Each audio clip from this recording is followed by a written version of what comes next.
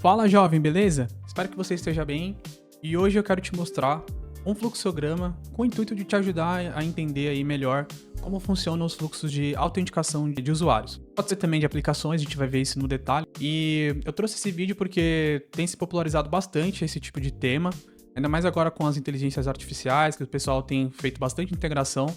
E eu vejo muita gente usando os fluxos de autenticação entre sistemas e usuários. E eu queria trazer esse vídeo de hoje para te ajudar a aprofundar um pouco mais os seus conceitos sobre esse tipo de operação. Então, bora lá pro vídeo.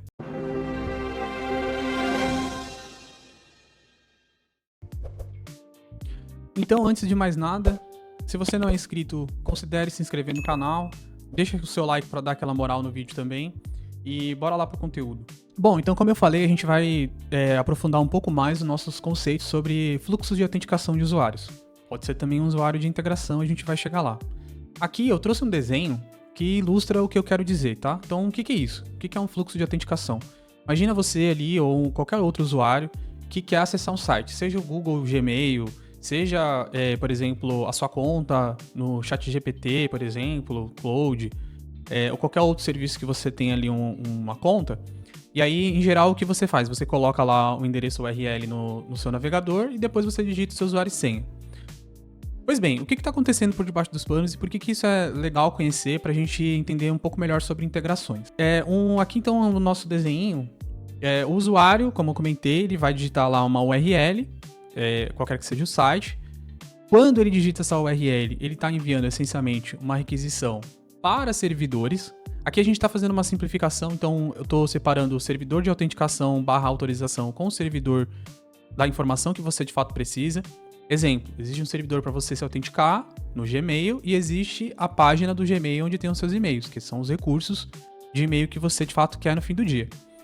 Então, um usuário ali, ele vai lá, manda a requisição dele, os servidores eles retornam uma página onde você vai inserir o seu usuário e senha, e aí você insere o seu usuário e senha e você faz mais uma nova requisição. Essa requisição, ela é verificar se o usuário existe, se a senha está correta, e o seu navegador, de uma maneira implícita ali, ele faz o handle, né? Ele gerencia tudo isso por debaixo dos panos e ele pega o que ele recebeu de autorização temporária para acessar o seu e-mail e, de fato, ele vai até a API do e-mail, lista seus e-mails e com uma página de front-end ali você consegue, por exemplo, ver o que você recebeu, as propagandas, coisas importantes, boleto, etc e tal. Então esse fluxo funciona assim. Você envia a requisição, o servidor de autorização envia um formulário para você digitar o seu usuário e senha, depois ele valida essas informações na etapa 5, vamos dizer assim, e o seu navegador garante que você consiga acessar o link do seu e-mail de fato com os e-mails que você listou, tá? Então é mais ou menos assim que funciona uma autorização / uma autenticação de um usuário acessando a internet, navegando ali no seu dia a dia e fazendo suas atividades cotidianas. Agora, em relação a uma automação, você não tem mais um usuário aqui acessando, digitando uma URL e fazendo uma requisição. Na verdade, você tem algum programa que está, de maneira automática, lidando com todo esse passo a passo. Aqui nesse caso, vai entrar a noção do Client Secret e Client ID.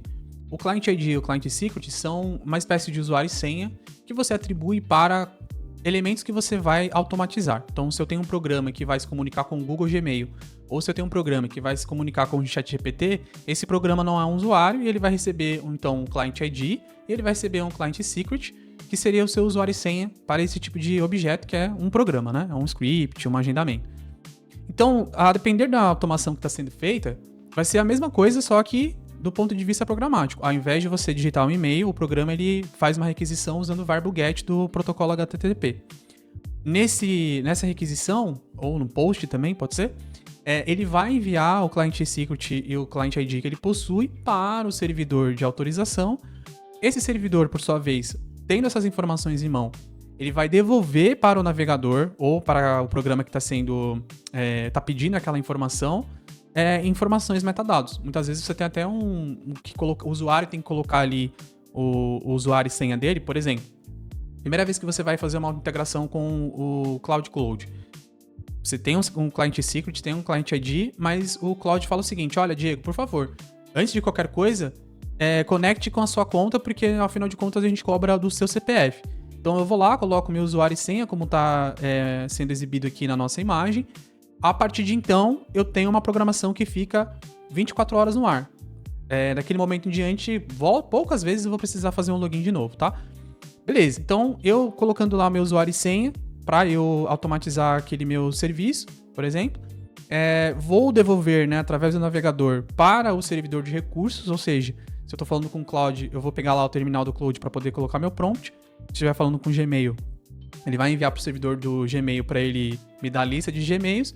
E aí o servidor do recurso, de fato, ele devolve para a gente um response body em formato de payload. Ele é essencialmente um objeto que programas leem e usam essas informações.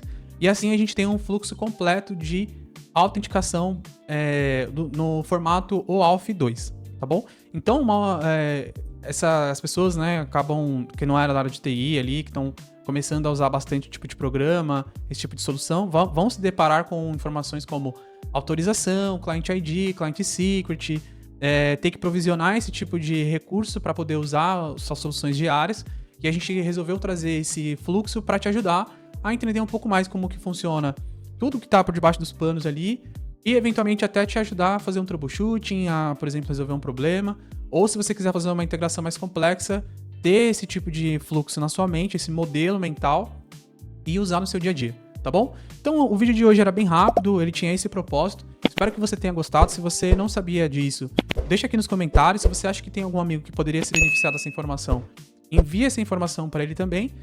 É isso aí, forte abraço, valeu!